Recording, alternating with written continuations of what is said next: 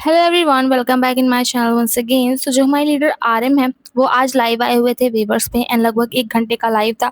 सो मैं आपको पूरा हिंदी में एक्सप्लेन करने वाली हूँ कि उन्होंने इसमें क्या क्या बातें की हुई थी। जो है पूरा लाइव स्ट्रीम में एक तरीके से आप बोल सकते हैं इमोशनल था, गहरी बातें, डीप बातें की हुई थी। और जो है बहुत सारी बीटीएस की कहानियों को जो हमारे लीडर आरएम है उन्होंने आज लाइव में शेयर किया हुआ था।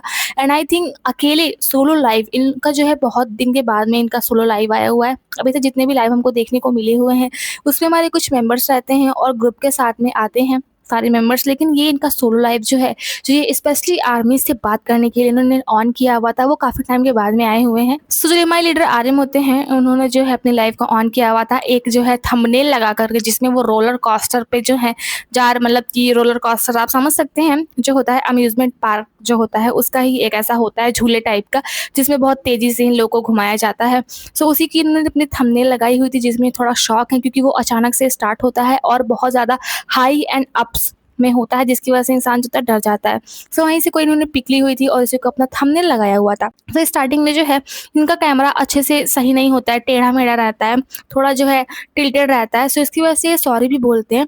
वो बोलते हैं मुझे थोड़ा एंगल ठीक करने दो, और फिर ठीक करने के बाद बोलते हैं हाँ अब ठीक है, और बोलते हैं हेलो एवरीवन, बहुत टाइम बाद आज अकेले बैठने का मौका मिला हुआ है। सच कहूँ तो बैकग्राउंड को देखकर थोड़ा फ्रस्ट्रेशन हो रहा था, पर मैंने सोचा कि अगर आज लाइव आकर बात नहीं की तो शायद बहुत लंबे समय तक का मौका नहीं मिलेगा। जैसा कि हम सभी को पता है हमारे BTS members back to back जो है इतनी सारे टूर्स को कर रहे हैं, और उसके बीच में इन लोग का इंटरव्यू वगैरह भी आ जा रहा है, बीच बीच में कोलैबोरेशंस भी आ जा रहे हैं। इन लोग का ओरियो जो बिस्किट होता है उसके साथ में भी इन लोग का कोलैबोरेशन हुआ है।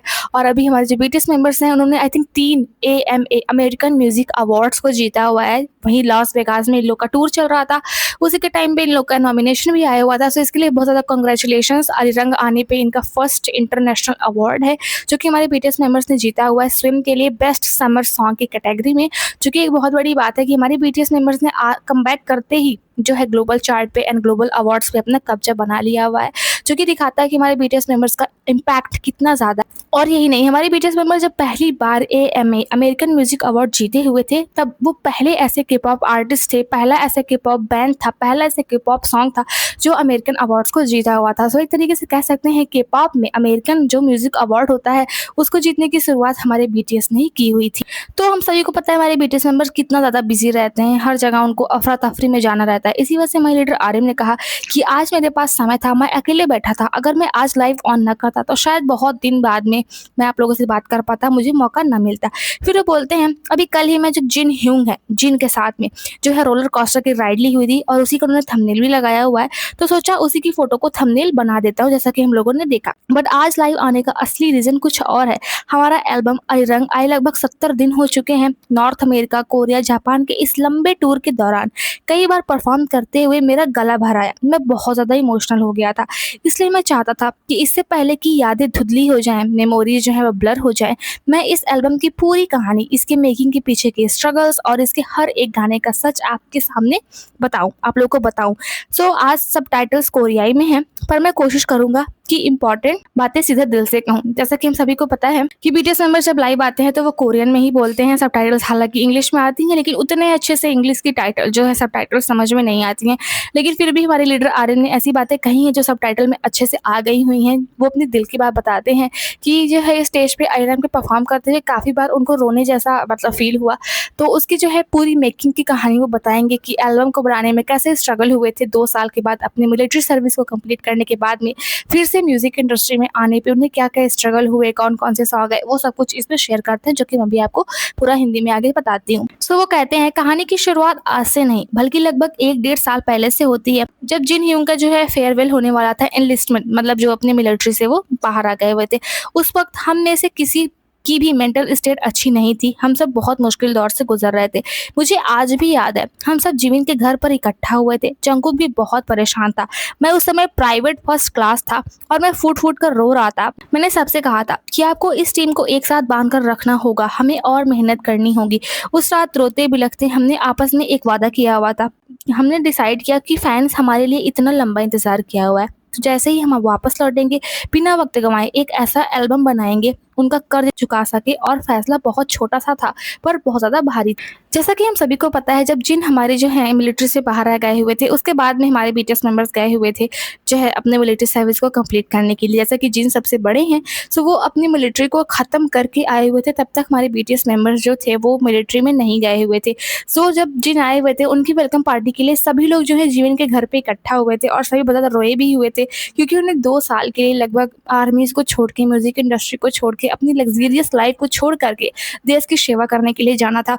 सो वहीं पे लोगों ने अपने आप में एक प्रॉमिस किया हुआ था रोते हुए, कि जैसे ही वो लोग वापस आएँगे, एक ऐसा एल्बम बनाएँगे जिसमें वो आर्मीज़ के वेट का उनको मतलब कि बोल सकते हैं रिजल्ट दे सके, जिससे आर्मीज़ को ऐसा ना लगे कि वेट करना बर्बाद हो गया। और एक्चुअली में हमारे बीटीएस मेंबर्स ने आर्मी के वेट का जो है रिजल्ट बहुत ही प्यारा और अच्छा दिया हुआ है। सो वही वो बताते हैं कि फैसला तो बहुत छोटा था, क्योंकि हम सब हमेशा सॉन्ग्स बनाते रहते हैं। सो ये कोई बहुत बड़ी बात नहीं थी कि हम पहली बार सॉन्ग बनाने जा रहे हैं, लेकिन बहुत भारी था, क्योंकि 2 साल में इंसान की आदत जो होती है वो छूट जाती है।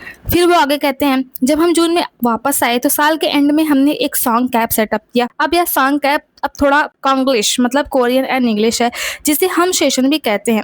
मैंने आरपीडब्ल्यू एरा के दौरान जो है हाइव में करीब 30-40 लोग के साथ में सेशन किया हुआ था, तो मुझे पक्का एक्सपीरियंस था। जंगकुक और हॉबी को भी था। हम जुलाई अगस्त में एलए गए हुए थे। वहाँ हमारे लिए कॉन्वे स्टूडियो बुक किया गया हुआ था। बहुत ही ऑर्गेनिक और कमाल का स्टूडियो था, जिसमें 4 अलग अलग स्टूडियो रूम्स थे, जहाँ पे वो लोग प्रैक्टिस करते थे, सॉन्ग बनाते थे। लेकिन दिक्कत स्टूडियो की नहीं थी, दिक्कत थी डिसीजन मेकिंग की, कि हमें किस टाइप के सॉन्ग्स को बनाना चाहिए। एलए में जाने से पहले अप्रैल मई के आसपास प्री सेशन हुआ था, जब यानी कि वो लोग मिलिट्री में थे, जिसमें कुछ ट्रैक्स बने थे, जैसे कि body to body, a smile, animated animals और प्लीज। जैसे कि हम सबको पता है बॉडी टू बॉडी तो है, आ स्माइल नहीं है, एनिमेटेड एनिमल्स की जगह लाइक एनिमल्स है, और प्लीज हमारा है। प्लीज बहुत अच्छा सॉन्ग है। सो ये सारे जो सॉन्ग्स हैं वो इन लोग के मिलिट्री के दौरान में ही डिसाइड हो गए हुए थे, इनके ट्रैक्स, क्योंकि हमारे सभी बीटीएस मेंबर्स जून में आए हुए थे, और अभी 10 जून को 1 साल हो जाएगा इन लोग को रिटायर हुए, मतलब एनलिस्टमेंट हुए।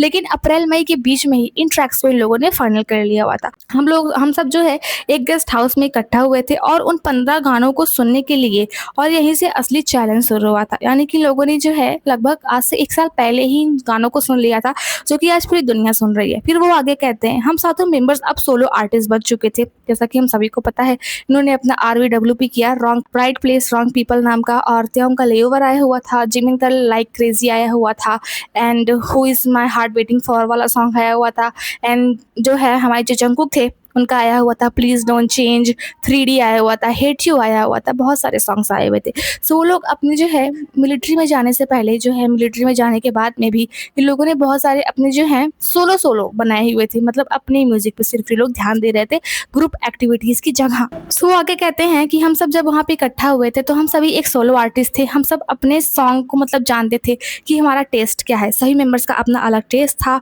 अपनी अलग डायरेक्शन थी। कोई एक गाना किसी को पसंद आता तो दूसरे को बिल्कुल भी पसंद ही नहीं आता था। हमारा पास्ट इतना बड़ा था, और 6 साल बाद हमें फिर से एक साथ आकर टूर करना था, तो सातों के ओपिनियन को एक जगह लाना आसान नहीं था। पुराने दिनों में मैं या यून क्यांग, कोई होगा यून क्योंग, चीज़ों को संभाल लेते थे, पर अब हर मेंबर एक दूसरे के रिस्पेक्ट में इतना केयरफुल था कि कोई खुलकर किसी को रिजेक्ट नहीं करना चाहता था, और नतीजा यह हुआ कि हम किसी एक सहमति पर पहुंच ही नहीं पा रहे थे। मुझे तभी एहसास हो गया था कि इस पूरे प्रोजेक्ट की कामयाबी इस बात पर टिकी है कि हम डिसीजंस कैसे लेते हैं। मतलब उनका कहने का मतलब सिंपल सा यही है कि जैसे अभी मुझे कोई सॉन्ग पसंद आया, आपको ना पसंद आया, लेकिन आप उसे बता नहीं पा रहे, क्योंकि आप मेरा दिल नहीं दुखाना चाहते, क्योंकि आप मुझे रिस्पेक्ट करते। वही हमारा हाल हमारे बीटीएस मेंबर्स का भी था। जंगकुक को कोई सॉन्ग पसंद आता था तो जिमिन को नहीं पसंद आता था, लेकिन जिमिन जंगकुक को बोलते नहीं थे, क्योंकि उन्हें लगता था कि वो जंगकुक की फीलिंग्स को हर्ट कर देंगे, क्योंकि जंगकुक को वो सॉन्ग बहुत ज़्यादा पसंद आया हुआ था। फिर इसके आगे वो बोलते हैं, एलए में मेरा शेड्यूल ऐसा था, हफ्ते में 6 दिन लगातार काम करते थे। हर दिन अलग अलग रूम्स में अलग अलग कॉम्बिनेशंस होते थे। जैसे एक दिन मैं और जंगकुक एक रूम में पूरा दिन बंद है, अगले दिन मैं और त्योंग एक साथ हैं। रोज नए प्रोड्यूसर, टॉप लाइनर्स जो मुंह से मेलोडी बनाते थे आते थे। रोज 1 या 2 गाने बनते थे। यह किसी क्रिएटिव काम जैसा नहीं था, बल्कि एक प्रॉपर वर्क प्लेस सिस्टम जैसा लग रहा था, जैसे कोई जॉब हो, मतलब हमें ये करना ही होगा। जैसे कि म्यूजिक बनाना हम सभी को पता है एक क्रिएटिव काम होता है। जब आर्टिस्ट खुश होता है तो उसके मन में जो आता है वो उसे राइटिंग करता है, उसकी मेलोडी बनाता है। लेकिन उनको सॉन्ग बनाना ऐसा लग रहा था कि ये डू और डाई है, मतलब करो या मरो, इस टाइम का उन लोगों को सॉन्ग बनाने पे फील आ रहा था। दिनों बताते हैं कि कंपनी ने सिलेक्शन के लिए जे पैक माफिया और मेरे फेवरेट आर्टिस्ट 070 शाय को बुलाया था कि वो गानों को सिलेक्ट कर क्या गाना अच्छे बने हैं। पहले हफ्ते में तो मेंबर्स थोड़े हिचकिचाए थे क्योंकि उनको इंग्लिश का थोड़ा बैरियर था। जैसा कि हम सभी को पता है हमारे बीटीएस मेंबर्स को इंग्लिश नहीं आती है आरएम के अलावा। फिर वो आगे कहते हैं और काम का ये एक नया तरीका था, लेकिन बाद में वो लोग धीरे धीरे घुल मिल गए हुए थे। जैसे कि हमारे बीटीएस मेंबर्स को इंग्लिश नहीं आती, तो पहली बार वो जो मतलब आए हुए थे तय करने के लिए, उनके सामने थोड़ा हिचकिचाए थे। और जैसा कि अभी 2 साल बाद में नए नए फिर से काम पे आ रहे हैं, लेकिन बाद में सब लोग घुल मिल गए हुए थे, एक दूसरे को अच्छे से जानने लगे हुए थे। फिर वो कहते हैं आगे, लेकिन असली सिरदर्द था टाइटल ट्रैक क्या होगा जब भी हमारा ग्रुप वापस आएगा, दुनिया हमसे क्या उम्मीद करेगी। कुछ लोग डायनामाइट जैसा कुछ पॉप चाहते हैं, कुछ लोग ऑन जैसा इंटेंस चाहते हैं और कुछ लोग स्प्रिंग डे जैसा इमोशनल चाहते हैं। मैनेजमेंट, फैंस और हम सातों सबके विचार अलग अलग थे। सबसे मुश्किल बात यह थी कि इस पार्टी को लीड करने वाला कोई एक कैप्टन या बॉस नहीं था जो टेबल पर हाथ मारकर कहे कि यह सही है। हम बिना किसी तय रास्ते के आगे बढ़ रहे थे। मतलब उनके कहने का मतलब यही है कि हमारे बीच में कोई एक बॉस नहीं था जो कहे यही होना चाहिए। हम सभी अपनी अपनी राय देते थे और उसी की वजह से कोई चीज़ फाइनल हो ही नहीं पा रही थी।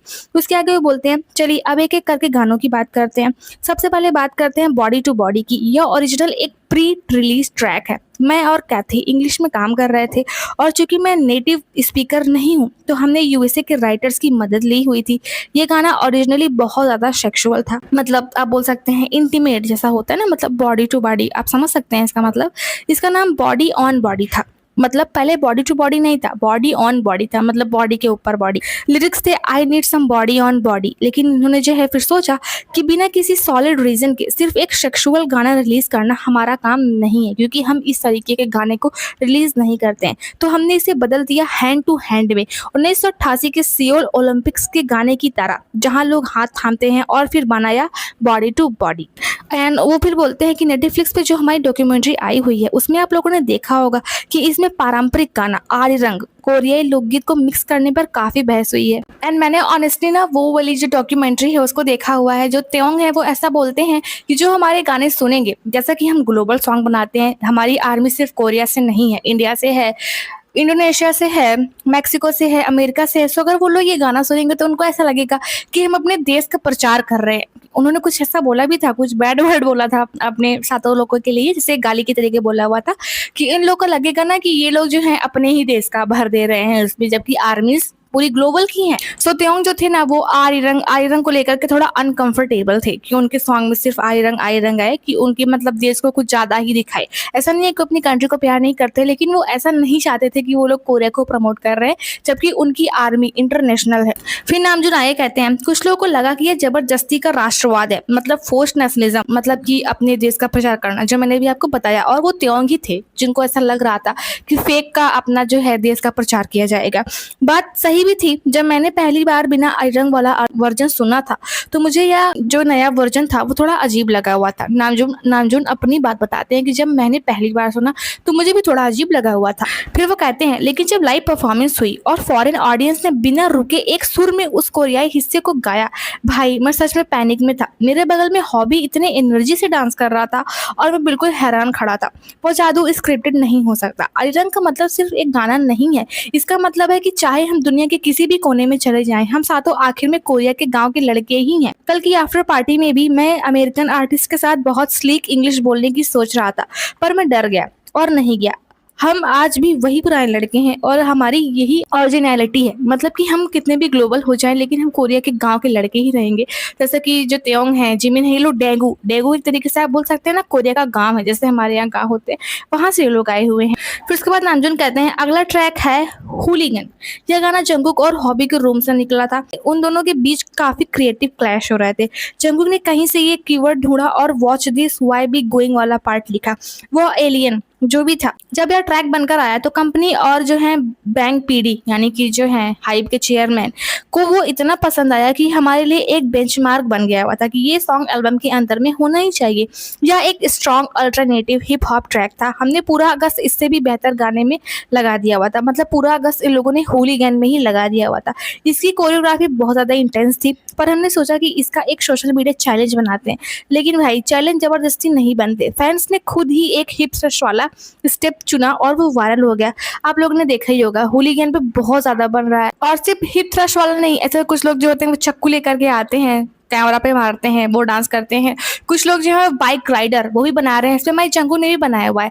जो ये हुलीगन है बहुत ज़्यादा हिट हो गया है और इस पे जो है टिकटॉक एंड इंस्टाग्राम पे चैलेंज डांस भी बन गया हुआ है। फिर उसके बाद नामजुन कहते हैं तब समझ आया कि आप हर चीज़ प्लान नहीं कर सकते हैं, मतलब कि ये सब कुछ जो है चैलेंज होना ये सब प्लान नहीं था, ये सब फैंस ने गाने को पसंद किया एंड उन्होंने अपने आप से ही बना दिया।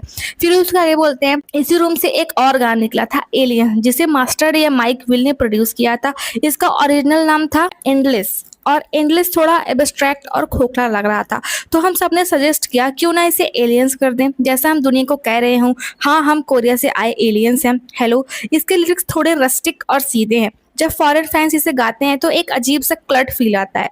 इसे कोरियन और इंग्लिश की न्यूआंस को मिलाकर लिखने में बहुत वक्त लगा हुआ था, जैसे कि जो एलियंस है उसमें कोरियन लिरिक्स भी है, हिंदी इंग्लिश लिरिक्स भी है, सो इसको लिखने में इनको काफ़ी टाइम लगा हुआ था और इसका नाम एंडलेस था। इसको बहुत सारे मेंबर्स ने जो है इससे पहले वाले इंटरव्यूज में भी शेयर किया हुआ है। फिर उसके बाद नामजुन कहते हैं अब आता है फाया, हम सभी ने सुना हुआ है। मैं कुछ ऐसा बनाना चाहता था जो फायर गन से भी ज़्यादा क्रेजी हो। आप फ्लूम को जानते होंगे, जिन्होंने फ्यूचर बॉस का बूम शुरू किया था। वह और जे पैक माफिया इसके लीडर्स हैं।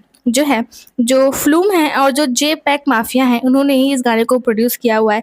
मैंने कंपनी से कहा था कि मुझे डिप्लो और जे पैक के साथ में काम करना ही है, और जैसा कि डिप्लो ने बहुत सारे सॉन्ग को प्रोड्यूस किया हुआ, जब क्रेडिट्स आई हुई थी हमने देखा हुआ था, तो डिप्लो का song almost of the songs में था। वो जो है लिरिक्स राइटिंग या फिर प्रोड्यूसिंग में होते ही थे। और अरिरंग के रिलीज होने पे जो है डिप्लो ने अपनी खुशी भी दिखाई हुई थी बीटीएस मेंबर जो है नामजुन एंड जो जंगकुक हैं उनके साथ में फोटो को पोस्ट करके। सो उसके बाद में हमारे नामजुन कहते हैं सॉन्ग कैंप में जब भी कोई अच्छी मेलोडी बनती थी तो सब थक कर बस एक ही बात बोलते थे दैट्स फायर, या कोरियन लोगों के खाना खाया क्या, जैसे एक तकिया कलाम होता है जो मुंह पे हमेशा आ जाता है। जैसे कि हम बात बात पे कहते हैं ठीक है, अच्छा, हम लोग ऐसा बोलते नहीं है इंडियंस, वैसे ही ये लोग जब उस टाइम पे स्टेशन में अपना काम कर रहे थे तो हर बात पे ये लोग दैट्स फायर बोलते थे, जो कि मतलब तकिया कलाम वो होता है जो इंसान हर बात पे बोले, मतलब हर सेंटेंस के बाद में वो बोल देता है।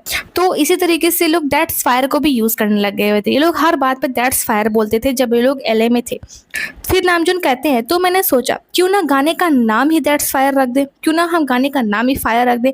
मैं एक ऐसा गाना चाहता था जहाँ कॉन्सर्ट में कोई दिमाग ना लगाए, बस सब पागलों की तरह जंप करे। शुरुआत में कुछ मेंबर श्योर नहीं थे, पर लाइव परफॉर्मेंस के बाद सबने माना कि इस गाने की सख्त ज़रूरत है। जैसा कि हम सभी ने देखा हुआ है फायर कितना ज़्यादा मतलब एनर्जेटिक सॉन्ग है। जब बजना स्टार्ट करता है तो कोई लिरिक्स पे ध्यान नहीं देता, सब उछलना स्टार्ट कर देते हैं क्योंकि इस सॉन्ग की एनर्जी ही एक नेक्स्ट लेवल पे है। सो इनको कुछ ऐसे सॉन्ग्स भी अपने एल्बम में चाहिए थे जो कॉन्सर्ट में एनर्जी लेकर के हैं। फिर उसके बाद में आरन कहते हैं इसके बाद आता है हमारा सबसे बड़ा प्रोजेक्ट 2.0। लगभग 1.5 साल तक पूरे प्रोजेक्ट का वर्किंग टाइटल ही BTS 2.0 था, इसलिए हमको इस ट्रैक की बहुत ज़्यादा ज़रूरत थी और मुझे ये ट्रैक बहुत फ्रेश लगा।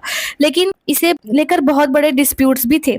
आमतौर पर मेरे और जिमिन के ओपिनियन अलग अलग होते हैं, जैसा कि हम जो है एक लाइव थी हमने उसमें देखा भी हुआ था, या फिर जो है रोलिंग स्टोन के साथ में इन लोग का जो है वो हुआ था, क्या बोलते हैं उसको, इंटरव्यू हुआ था। तब जिमिन बताते हैं कि जो है नामजुन को जितने गाने पसंद आते थे मैं उसके खिलाफ में हुआ क्या करता था। सो ही नामजुन भी कहते हैं कि मेरे और जिमिन के बीच में हमेशा मतभेद रहती है गाने को लेकर के, ओपिनियंस को लेकर के, पर मुझे पता था कि ये इकलौता गाना है जो हमारे सिग्नेचर हैवी कोरियोग्राफी और एनर्जी को दिखा सकता है। दिक्कत क्या थी कि वोकल्स के लिए ये बहुत मुश्किल था, नोट्स बहुत हाई थे और स्टाइल थोड़ा ब्लैक म्यूजिक इंस्पायर्ड था। हमारे कोरियन वोकलिस्ट को इस न्यूआंस को पकड़ने में बहुत परेशानी हुई थी। रिकॉर्डिंग के बाद भी वो सेटिस्फाइड नहीं थे और इसे एल्बम से हटाना चाहते थे। त्योंग भी ऐसा ही सोच रहा था कि 2.0 सॉन्ग उसमें नहीं होना चाहिए, लेकिन मैंने जो है जिद पकड़ ली हुई थी कि बिल्कुल नहीं, यह गाना एल्बम में ज़रूर होना चाहिए क्योंकि BTS 2.0 आ रहा है तो उसमें एक ऐसा सॉन्ग होना चाहिए जो कि BTS को रिप्रेजेंट करे।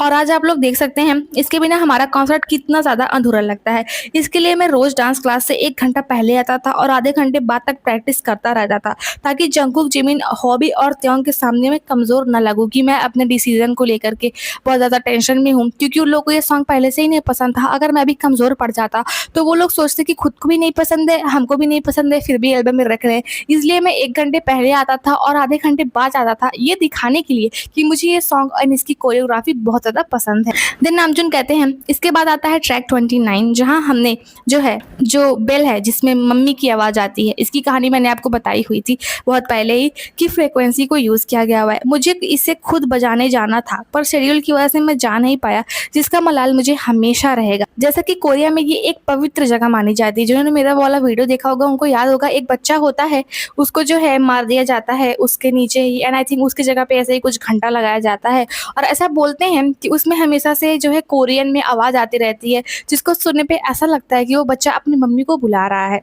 तो बहुत ज़्यादा पवित्र जगह मानी जाती है कोरियाई परंपरा की। तो उसको रिकॉर्ड करने के लिए हमारे लीडर आर्यन को उसे बजाने जाना था, लेकिन उनको बहुत ज़्यादा अर्जेंट काम हो गया हुआ था, जिसकी वजह से वो उसको बजाए नहीं जा पाए हुए थे। और इसके लिए उनके मन में हमेशा वो मलाल रहेगा, गिल्ट रहेगा कि हम लोग का इतना बड़ा एल्बम आया, लेकिन उसको बजाने के लिए जब वो रिकॉर्ड होने वाला था मैं वहाँ पे नहीं जा पाया। फिर वो कहते हैं, अब बात करते हैं स्विम की। मुझे पता है बहुत से फैंस निराश हुए थे कि ये डायनामाइट जैसा कैची और फायर गन जैसा हिप हॉप नहीं था। लोगों को लगा कि ये बहुत धीमा और बोरिंग गाना है, पर सच तो यह है कि इससे बेहतर कोई रेडियो फ्रेंडली गाना हमारे पास था ही नहीं। हमारे पास सबसे बेस्ट सॉन्ग अगर कोई था तो वो यही था, जिस पे हम एमवी तैयार कर सकते थे। यह गाना मेरे लिए बहुत ज़्यादा स्पेशल है। 2026 में आकर यह कहना थोड़ा दुखद है, पर यह 30 की उम्र में कदम रख रहे बीटीएस की कहानी है। जब मैं मिलिट्री में था तो हर दिन ऐसा लगता था जैसे मैं बस पानी में तैर रहा हूँ, जैसे मैं बस अपने आप को सर्वाइव कर रहा हूँ, बचा रहा हूँ और एक एक सांस के लिए हाथ पैर मार रहा हूँ, भटक रहा हूँ। जैसा कि हम सभी को पता है, जो नामजून थे वो मिलिट्री में बहुत ज़्यादा बोर हो गए हुए थे और हमारे जो त्योंग थे वो बहुत ज़्यादा इंजॉय कर रहे थे मिलिट्री को। फिर नामजून कहते हैं, जिंदगी एक स्विमिंग जैसी ही है। यह गाना बहुत गहरा है। चांद और शार्क के जरिए मैंने उस इंसान फैंस या जिंदगी को दिखाने की कोशिश की है जिससे हम प्यार करते हैं। यह एक ऐसा गाना है जिसे मैं अपनी कब्र में भी सुनना चाहता हूँ, यानी कि जब मैं मरने के बाद में कैस्केट में, कब्र में, ग्रीव में जाऊँ तो वहाँ पे भी मैं यही गाना सुनना चाहता हूँ। मुझे इतना पसंद है क्योंकि ज़िंदगी एक स्विम है जिसमें हम तैरते रहते हैं, भंवरों से जो खतरनाक लहरें होती हैं उनसे लड़ते रहते हैं। जैसा कि हम ज़िंदगी में मुश्किल से लड़ते हैं और अंततः हम जो है अपनी लाइफ में मुश्किलों से लड़ करके पार करके जो है हर एक चीज़ को अचीव कर लेते हैं। इस गाने का मतलब यही है। दिन वो कहते हैं, इसी से जुड़ा है मेरी गो राउंड, एंड मेरा तो जो है लाइक एनिमल के बाद में मेरी गो राउंड फेवरेट है। नामजून का नहीं, मैं अपना बता रही हूँ। मेरा मेरी गो राउंड जो है उसके बाद में जो है मेरा फेवरेट है। मेरे 3 सॉन्ग बहुत ज़्यादा फेवरेट हैं इस रंग से, मेरी go round, like animals and please, and I think वो वाला वन मोर नाइट। ऐसे सारे सॉन्ग अच्छे हैं यार, सभी गाने अच्छे हैं इनके, लेकिन ये 3-4 सॉन्ग बहुत ज़्यादा अच्छे लगते हैं। फिर उसके बाद में जो है नामजून कहते हैं कि जो है स्टूडियो में सैम नाम के एक राइटर ने बताया है कि वो टेम इम्पाला का दोस्त है। टेम इम्पाला आई थिंक कोई प्रोड्यूसर या सॉन्ग राइटर है। मुझे उनका काम बहुत पसंद है, पर उनकी बीट की कास्ट बहुत ज़्यादा थी और ये सब वो हंसते हुए बता रहे थे नामजून। खैर, मैंने राइटर ऑल डे जिन्होंने माइली साइरिस के फ्लावर्स पर काम किया है उनसे कहा कि मुझे बीट पर मैरी गो राउंड थीम चाहिए। मिलिट्री की लाइफ या एक स्टार की लाइफ, उस हिंडोले जो है कॉर्सल जिसको हम बोलते हैं, आप लोगों ने देखा होगा, वो गोल गोल होता है, उसमें जो है घोड़े लटके रहते हैं, उस पे बैठ के जो है बच्चे और इंसान लोग जो है अम्यूजमेंट पार्क में जो है गोल गोल घूमते हैं, उसी को मैरी गो राउंड या फिर कार्सल भी बोलते हैं, जो लगातार घूमती रहती है और आप चाहकर भी उससे उतर नहीं सकते हैं। स्विम उम्मीद की बात करता है तो मैरी गो राउंड उस बोरियत और बेबसी की।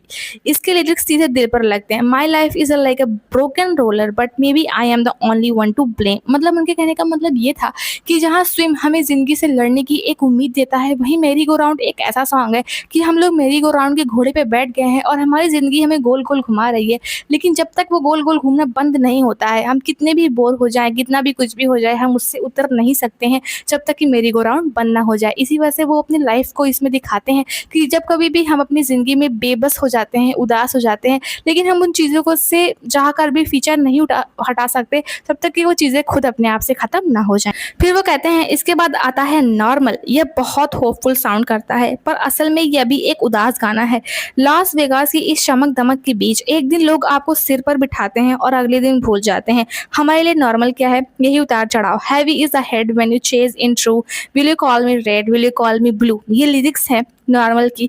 हमारे सिक्के के 2 पहलू हैं और दोनों ही सच हैं, क्योंकि इंसान 3 डायमेंशनल होता है। जब मैं परफॉर्म के बाद घर लौटता था तो कई रातें ऐसी होती थी जब मैं सो नहीं पाता था। मैं बस चाहता था कि लोग मुझे 1 मिनट के लिए भूल जाएं ताकि मैं इस गजब के प्रेशर से बच सकूं। मतलब उनके कहने का मतलब ये होता है कि एक तरीके से तो देखें, दुनिया आपको जानती है, लेकिन अगले ही पल आपको दुनिया भूल भी जाती है जब कोई दूसरा आ जाता है। और एक ही पल हम एक बहुत बड़े सुपरस्टार होते हैं। हम चाहते हैं हमारे कदमों में फेम आ जाए, हमें अवार्ड अवार्ड मिल जाएँ, हमारे गाने बिलबोर्ड पे आ जाएँ, हिट हो जाएँ, हम सबसे फ़ेमस हो जाएँ। लेकिन अगले ही पल हम चाहते हैं कि हम सुकून से जी भी सकें, कोई पेपराज़ी ना हो, कोई फैन्स ना हो, कोई सिसांग ना हो, हम लोग एक नॉर्मल ज़िंदगी जी सकें। सो एक तरीके से आप बोल सकते हैं ये एक डायमेंशनल है जिसमें इंसान दोनों चीज़ों को चाहता है। एक तो वो फ़ेमस भी होना चाहते हैं, दूसरा वो एक सुकून की ज़िंदगी भी चाहते हैं। वही नामजून बोलते हैं। फिर उसके बाद में नामजून कहते हैं जिमिन ने इस एल्बम में they don't know about us पर काम किया हुआ था।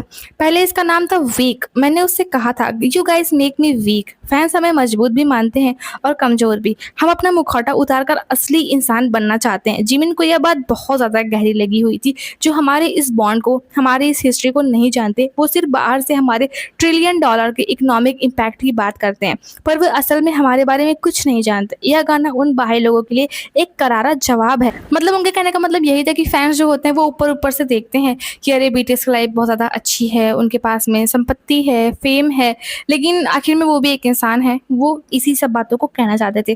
फिर वो बोलते हैं और आखिरी गाना आता है इनटू द सन। जब कॉन्सर्ट में सूरज ढल रहा होता है तो 50-60 हज़ार आर्मी बॉम्ब्स जलते हैं, तो उस रोशनी में मुझे एक फ़ैन का चेहरा साफ दिखता है। मैंने इस गानों को पूरी तरह कोरियन में लिखा है अपनी सोलो जर्नी के दौरान। मैंने अपनी पुरानी पोएटिक और लिटरेरी स्टाइल को छोड़ दिया था और इस गाने के लिए मैंने अपने पुराने रूप से वापस लौटा हुआ था। यह एल्बम को एक परफेक्ट एंडिंग देता है। लेकिन नामजून ने लाइक एनिमल्स के बारे में कुछ नहीं बताया। फिर उसके बाद में बोलते हैं तो ये थी आयरन की पूरी कहानी। अगर मैं टाइम के पीछे भी जाऊँ तो भी हम इससे बेहतर एल्बम नहीं बना सकते थे। यह हमारा बेस्ट एफर्ट था। बस एक बात का दुख होता है कि समय बहुत बदल गया है।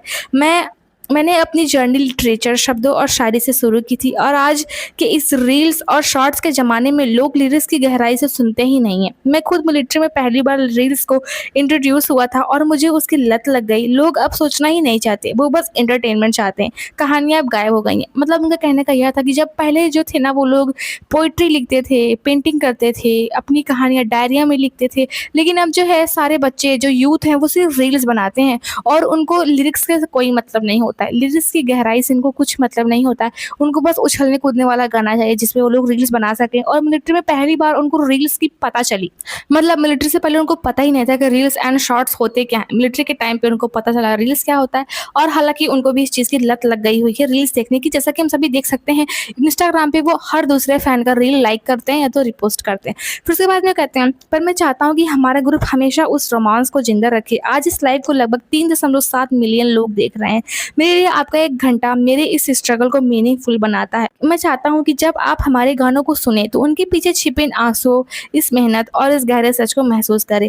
कल मेरा एक और परफॉर्मेंस है और मेरा गला अब जवाब दे रहा है, पर सबके इस प्यार के लिए शुक्रिया। मैं हमेशा सोच समझकर और ज़िम्मेदारी से म्यूज़िक बनाता रहूँगा। I love you all, thank you, good night. फिर उसके बाद में जो नामजून होते हैं वो कैमरे की तरफ हाथ हिलाते हैं, सभी को बाय बोलते हैं, लव यू करते हैं और उसके बाद में लाइव एंड हो जाती है। एंड आई होप आप लोगों को लाइव का एक्सप्लेनेशन पूरा समझ में आया होगा। यही सारी बातें हुई थी। उन्होंने सारे सॉन्ग का मतलब बताया, कैसे तैयार हुए, किसने काम किया, किसको नहीं पसंद आया, सब कुछ उन्होंने बताया। काफ़ी सारी बातें हमको पहले से ही पता थे जो कि हमने इनके इंटरव्यू से जानी हुई थी और जो है माय नामजून इसमें सारी बातों को शेयर करते हैं जो कि पिछले 1-2 साल से जब से वो लोग मिलिट्री में गए हुए थे, डिस्चार्ज हुए, गाना बनाया, उन सबके बीच में हुई थी। एंड आई होप आप लोग को लाइव एक्सप्लेनेशन समझ में आया होगा। So if you like this video then please subscribe this channel, like this video for more updates in Hindi. Bye bye, take care.